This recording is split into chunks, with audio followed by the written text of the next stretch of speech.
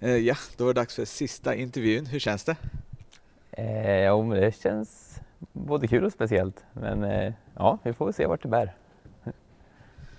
Det vart ju lite annorlunda slut för dig på säsongen. Kan du berätta lite? Ja, det blev det. Jag blev ju pappa till trillingar och ja, vi fick ju ligga kvar på sjukhus och det blev mycket sjukhus. Vi bodde där i 3 veckor ungefär.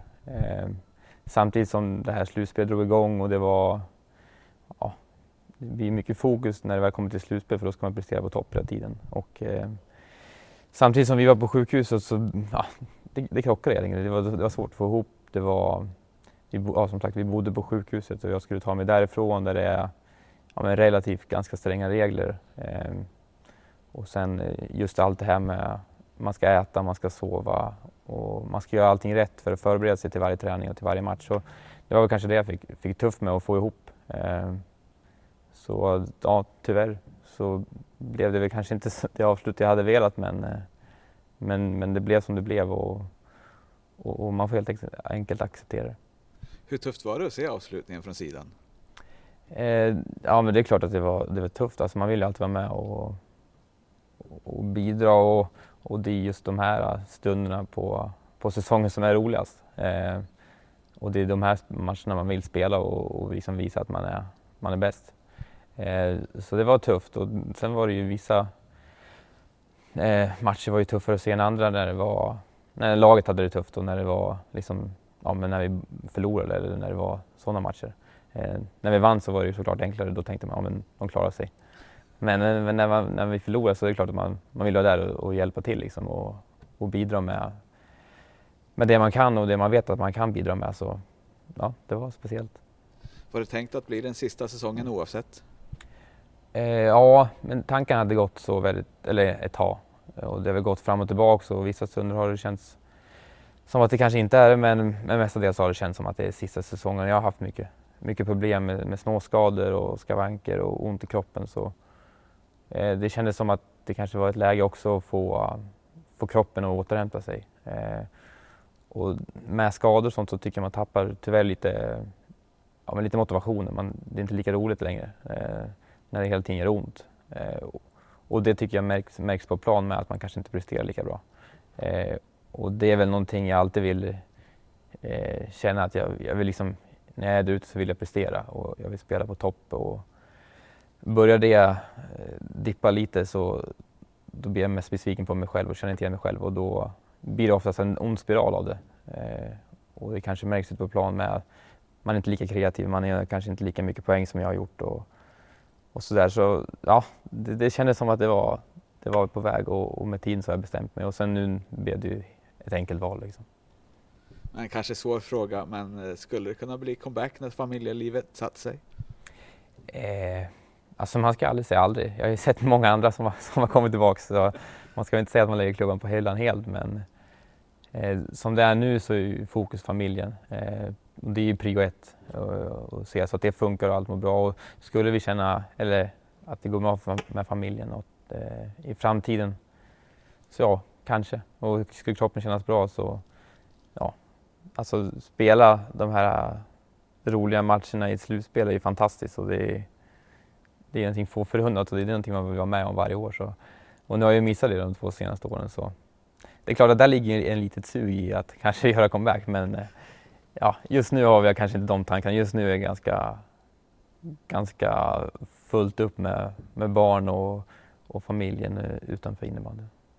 Om vi tar en lång återblick. Hur var det att komma till Storvreta som hade vunnit 3 guld men inte på ett tag och så går du in där och så första säsongen guld och målar i finalen och allt det där?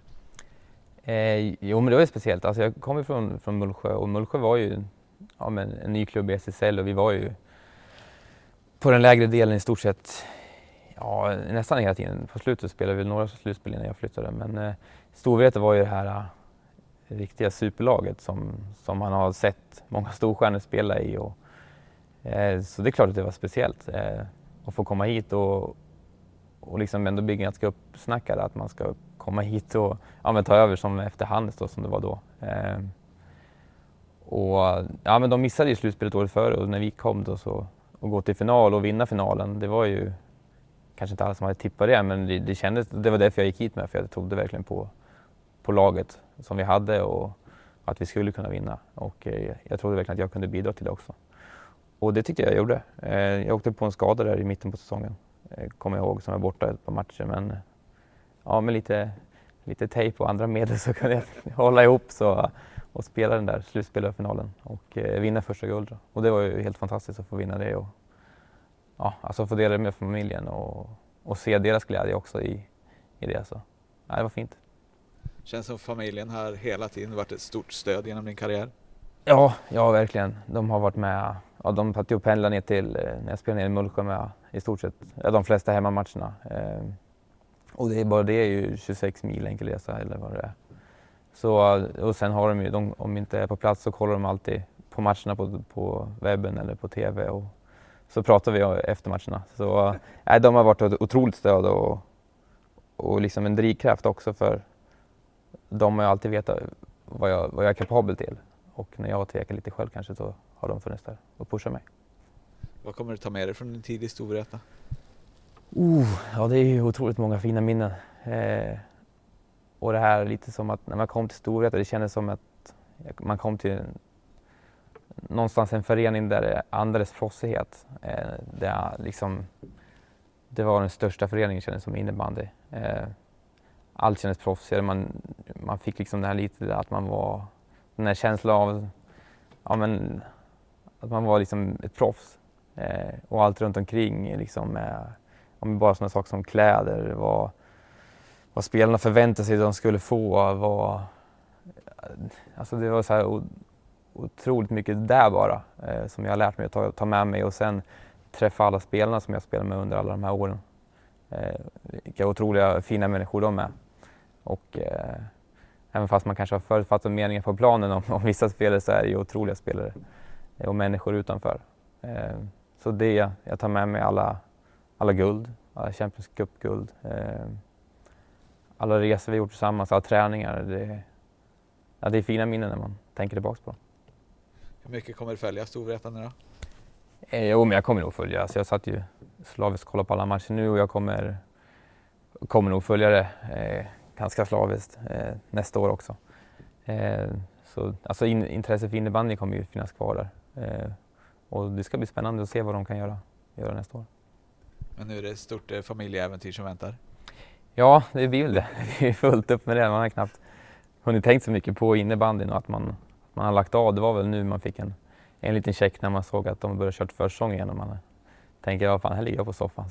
Så nej, det är fullt upp, det är det verkligen.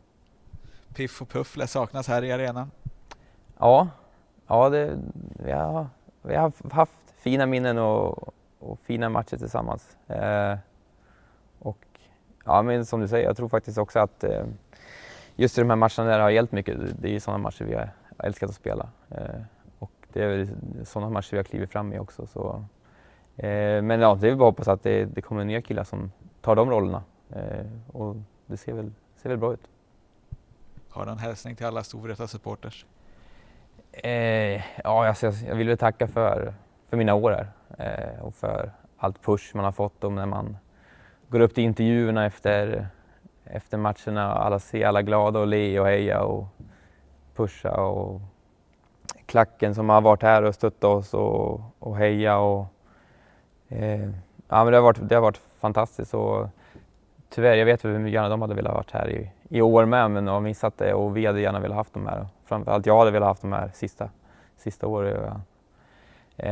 Så jag hoppas att de får komma tillbaka nästa år och heja på alla. Och vi kanske stöter på varandra här i hallen någon gång och upp och hälsa på.